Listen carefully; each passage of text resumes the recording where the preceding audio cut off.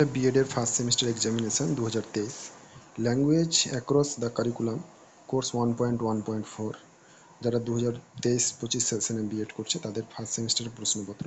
সময় ছিল 1 ঘন্টা 30 মিনিট, ফুল মার্ক ছিল 35। গ্রুপ এতে মোট 7খানা প্রশ্ন থাকে, তার মধ্যে 5টার উত্তর করতে হয়। প্রত্যেকটার জন্য থাকে 2 করে মার্ক। তো এখানে প্রথম প্রশ্ন 1-এর এ নম্বরে, তথ্যকোষ বা স্কিমা কি?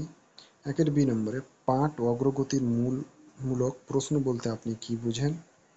1-এর সি নম্বরে, ভাষার যে কোনো 4টি উপাদানের নাম উল্লেখ করুন। 1-এর ডি নম্বরে, গৃহ ভাষার 2টি বৈশিষ্ট্য লিখুন। 1-এর ই নম্বরে, আদান প্রদানকারী পাঠ্য কাকে বলে? আদান প্রদানকারী পাঠ্যের একটি উদাহরণ দিন। 1-এর এফ নম্বর, শ্রেণীকক্ষে বহু ভাষা ব্যবহারের 2টি সুবিধা উল্লেখ করুন। 1-এর জি নম্বর, শ্রেণীকক্ষে সমাজ বিজ্ঞান শিখনে শিক্ষকের প্রধান 2টি ভূমিকা উল্লেখ করুন। এবার গ্রুপ বিতে মোট 5টা প্রশ্ন থাকে, তার মধ্যে 3টার উত্তর করতে হয়। প্রত্যেকটার জন্য থাকে 5 করে মার্ক, মোট হচ্ছে 5×3=15 মার্ক।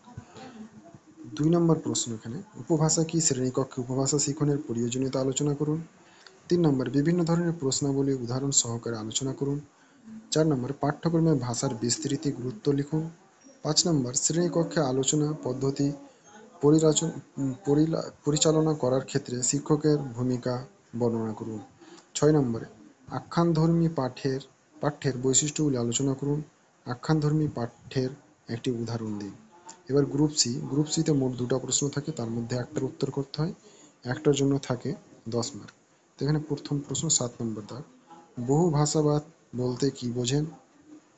বহু সাংস্কৃতিক শ্রেণীকক্ষের বৈশিষ্ট্য আলোচনা করুন। বহু সাংস্কৃতিক শ্রেণীকক্ষে শিক্ষকের ভূমিকা আলোচনা করুন। 8 নম্বর, ভাষাতত্ত্বের বিকাশে ব্লুমফিল্ডের অবদান আলোচনা করুন।